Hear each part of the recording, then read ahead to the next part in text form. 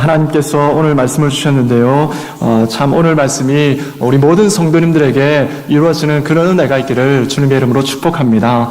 여러분, 아셀은 우리가 참 쉽게 이렇게 친밀하게 이렇게 접해보지 못한, 어떻게 보면 좀 낯선 그런 아들 중에 한 명이 바로 아셀이 아닌가라는 그런 생각이 들어집니다. 여러분, 이 아셀은 누구의 아들입니까? 아셀은 레아의 여종이었던 실바의 둘째 아들입니다. 첫째 아들이 지난 시간에 살펴보았던 갓이고요. 오늘 그 둘째 아들, 실바의 둘째 아들이 바로 이 아셀인데요. 이 아셀에 대해서 말씀을 듣기를 원합니다. 여러분, 이 아셀의 뜻이 뭐냐면 바로 기쁨 또는 축복, 그런 의미가 담겨 있습니다. 여러분, 이 의미가 어떤 의미일까요? 어떻게 이 이름이 지어졌을까요? 여러분, 그의 탄생에 대해서 성경 분명히 기록을 하고 있지요. 창세기 말씀에 보면 30장 말씀에 보면 그 아들의 배경에 대해서 기록이 되어 있는데요. 여러분, 레아가 4명의 아들을 먼저 낳았습니다. 4명의 아들을 낳고 그 다음에 라헬 동생이 굉장히 시기를 했죠. 자녀를 못 낳는 것에 대해서. 그래서 어떻게 했냐면 자기의 여종이었던 빌하를 야곱에게 주었습니다. 그리고 아들 2명을 낳았죠.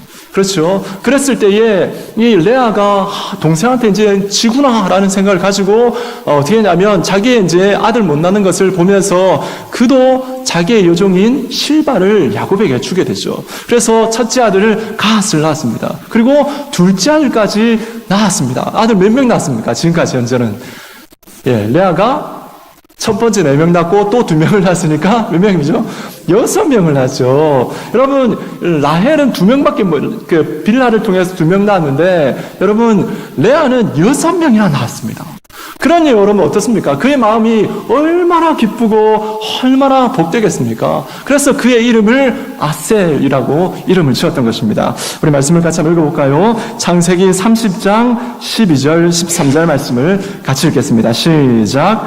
레아의 시녀 실바가 둘째 아들을 야곱에게 낳음에 레아가 이르되 기쁘도다, 모든 딸들이 나를 기쁜 자라 하리로다 하고 그의 이름을 아셀이라 하였더라. 아멘. 여러분, 이렇게 아셀이라는 이 이름의 뜻이 뭐냐면 기쁘다라는 그런 의미가 담겨 있습니다.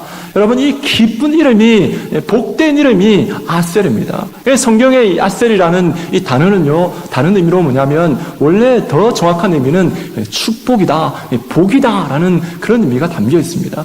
하나님의 복이 충만하니까 어떻습니까? 그 가운데에 기쁨이 넘쳐나는 것이죠. 그런 은혜가 있습니다. 하나님 앞에 우리가 이런 은혜를 사모해야 되는 줄 믿습니다. 우리 옆에 계신 분들에게 한번 고백할까요? 아셀의 축복이 가득하길 원합니다. 시작. 아셀의 축복이 가득하길 원합니다. 아멘. 그렇습니다. 여러분, 이 아셀의 축복에 대해서, 아셀의 이름에 대해서 이렇게 나와 있고요. 그 다음에 이 이름과 연결해서 하나님의 구속의 역사는 이루어지는 것을 볼 수가 있습니다. 야곱의 축복으로 이어지는데요. 야곱의 축복을 우리 다시 한번 말씀을 읽어볼까요? 같이 읽겠습니다. 창세기 49장 20절 말씀을 같이 읽습니다. 시작. 아셀에게서 나는 먹을 것은 기름진 것이라 그가 왕의 수라상을 차리리로다. 아멘. 여러분, 수라상 하면 뭐가 생각납니까? 네? 저는 옛날 드라마가 생각나더라고요. 뭐죠? 대장금이 생각나더라고요. 수라상은 우리나라 말이잖아요. 그죠? 대장금이 생각이 나면서 대장금이 왕의 수라상을 준비하는 그런 모습들이 생각이 났고요. 그 다음에 더 중요한 건 뭡니까? 왕에게 올라오는 진수 성찬이 어디에서 옵니까? 전국에서 좋은 것들만 해서 차고품만 올라오지 않습니까? 그래서 차고품만 가지고 요리를 해서 이제 왕에게 올려주는 것이 수라상이죠. 그런 것처럼 여러분, 이 아셀은 뭐냐면 그 지역 가운데 이스라엘 백성들 가운데에 나는 모든 풍족한 것들 가운데에 최고의 것들이 어디서 나냐면 아셀에게서 납니다. 여러분, 아셀이 받았던 기업, 그의 땅이 어디냐면 이스라엘 그 약속의 땅의 북쪽 지역입니다. 여러분, 약속의 땅을 잘 살펴보면요, 북쪽으로 가면 갈수록 어떤 땅이냐면 비옥한 땅입니다. 근데 남쪽으로 내려오면 내려올수록 어떤 땅이냐면 이 광야와 같은 쓸모없는 땅이 많아지게 됩니다. 그러니까 아셀에게서 이런 좋은 것들이 나서 어떻게 합니까? 왕의 수라상을 차리는 이런 풍성한 은혜를 누리는 그런 은혜가 있게 되는 것이죠.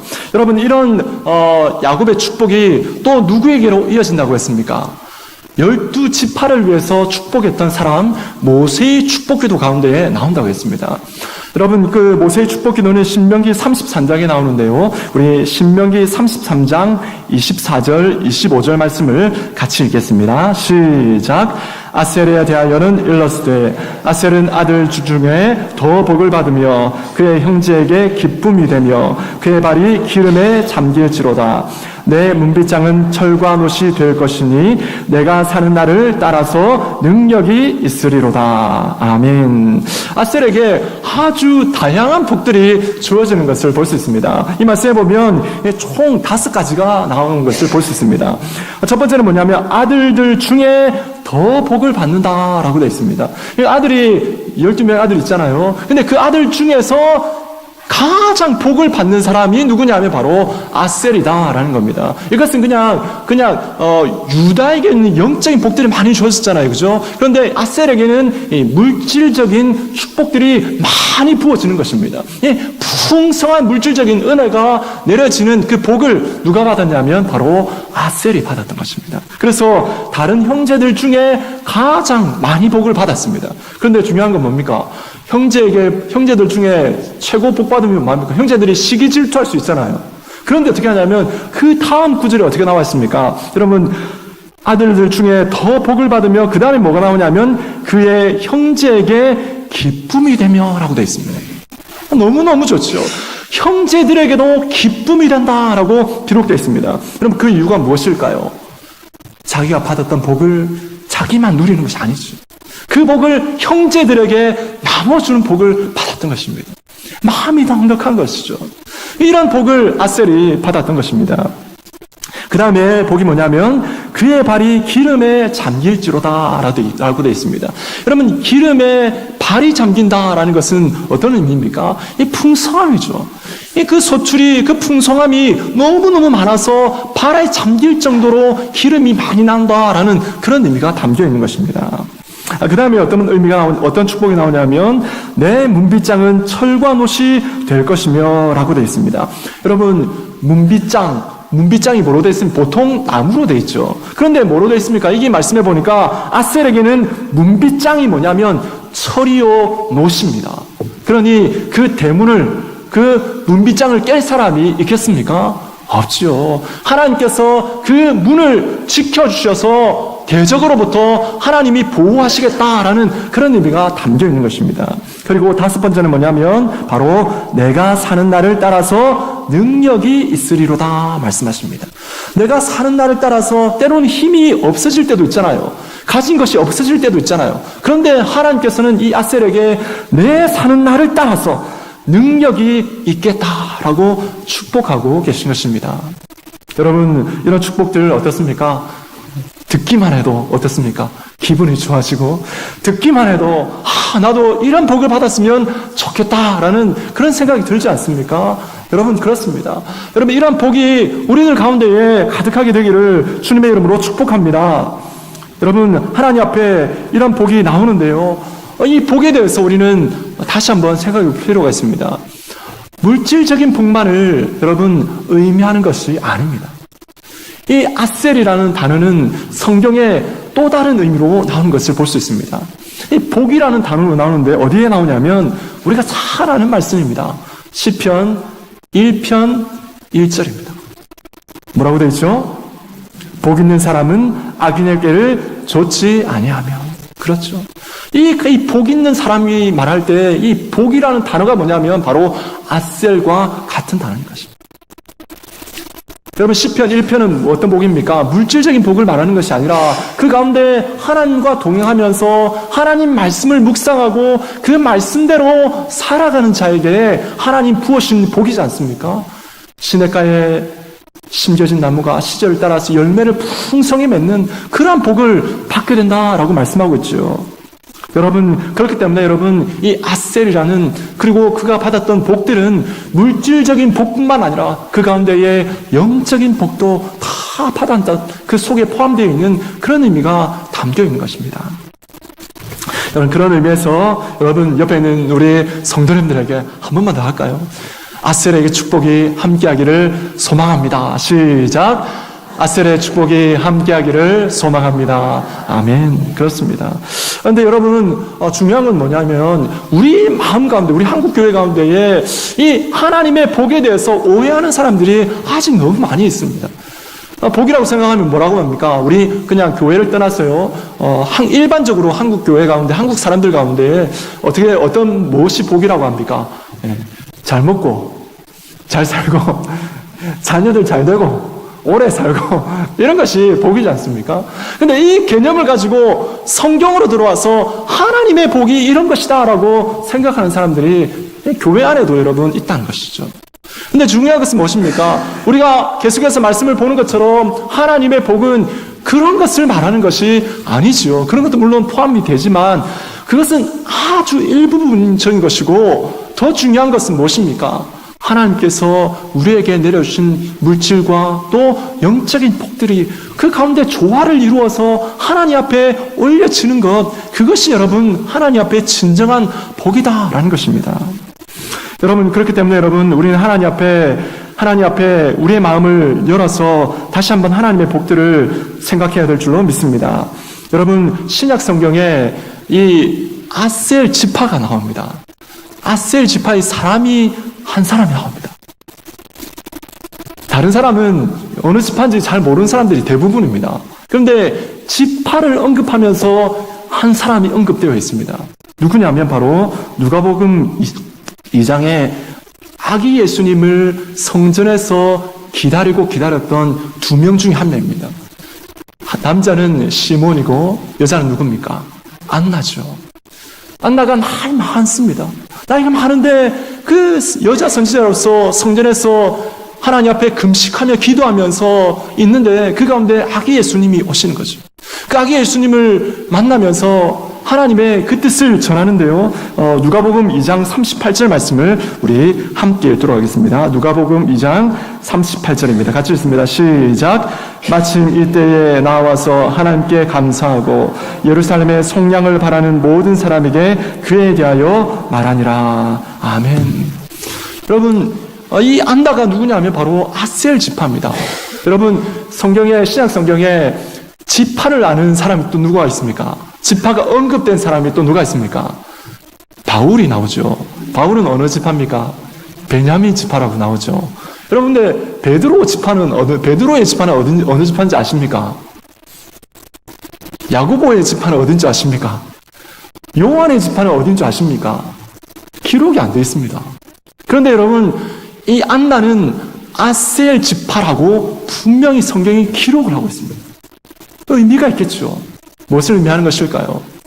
하나님의 복은, 하나님께서 우리에게 주신 진정한 복은 무엇이냐면 예수 그리스도 안에서 누리는, 하나님 앞에 누리는 영적이고 물질적인 복들을 모두 포함한다라는 것이죠.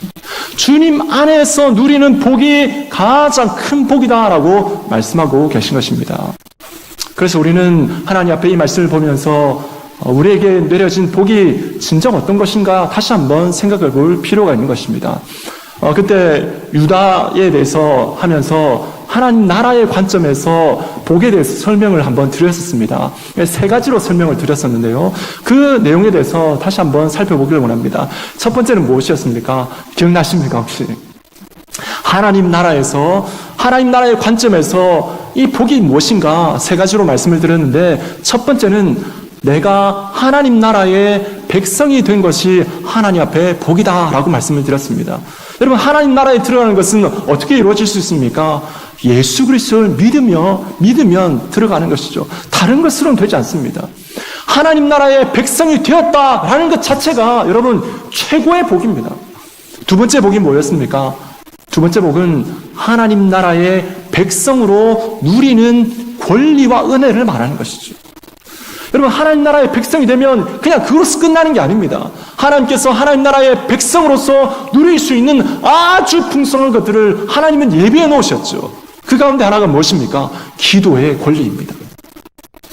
하나님 앞에 우리가 평강을 누리는 것, 교회의 보호를 받는 것, 그 가운데서 영적 전쟁 가운데서 승리할 수 있는 것, 그 가운데서 하나님 말씀 가운데 내가 하나님의 백성이라는 것을 확신할 수 있는 것, 여러분, 이 모든 것들이 하나님께서 주신 하나님의 백성의 권리인 것입니다. 이런 복을 우리가 다 받은 줄 믿습니다. 세 번째는 무엇이었습니까? 바로 하나님 나라의 백성으로서 사명을 감당할 때 필요한 은혜를 부어주시는 그 은혜가 바로 복이다라고 말씀을 드렸습니다. 여러분, 우리는 하나님 나라의 백성으로서 그냥 놀고 먹는 게 아니죠. 하나님 나라의 백성으로서 사명을 감당합니다. 그 사명을 감당할 때에 우리에게 물질적인 복도 필요하고 영적인 축복도 필요하고 영적인 은사도 필요한 것이죠. 그래서 그 모든 것을 구하면 하나님께서 부어주시는데 그 모든 것이 뭐냐면 바로 하나님께서 우리에게 주신 복이다라는 것입니다. 그래서 여러분, 이 세 가지 복의 개념을 여러분 꼭 기억하시면 좋겠습니다. 여러분, 우리에게 하나님께서 복을 왜 주셨습니까? 그냥 이 복을 나 혼자만 누리라고 주신 것일까요? 아닙니다. 하나님의 복은 그 차원을 뛰어넘어서 아까 아셀에게 주셨던 복이 무엇이었습니까? 그에게 풍성한 물질적이고 영적인 복들을 주셨지만 그가 혼자 누린 것이 아니라 그 가운데서 형제들의 기쁨이 되었습니다. 그들에게 나눠주었죠. 그래서 모두를 풍족하게 만드는 그 은혜가 아셀에게 주어졌던 것입니다. 여러분, 우리가 받았던 그 복들을 나만 누리는 것이 아니라 제일 먼저는 교회 안에서 어렵고 힘든 사람들, 교회 안에서 나보다 좀 덜 가진 그런 사람들이 물질적이든 영적이든 좀 덜 가진 사람들이 있다면 그 사람들을 먼저 도우는 것이 여러분 우리가 해야 될 우선순위입니다. 하나님의 교회의 성도들을 돌보고 그 다음에 어떻습니까? 세상을 향해서 나아가서 세상 가운데 예수 그리스도를 알지 못하는 자들에게 그들을 도와주며 복음을 전하는 것, 그것이 바로 하나님 앞에 우리가 복받은 존재로서 사명을 감당하는 것인 줄 믿습니다. 여러분, 오늘 하나님 말씀을 기억하면서 아셀에게 주셨던 이러한 물질적이고 영적인 축복들, 그리고 그 풍성함들을 다 받아 누릴 수 있는 우리 성도님들 다 되셨으면 좋겠습니다. 그리고 그 복을 날마다 사모하면서 강구하는 그런 은혜가 있어서 그 가운데서 하나님께서 주시는 그 복을 실제로 체험하는 우리 모든 성도님들 되시기를 주님의 이름으로 축복합니다.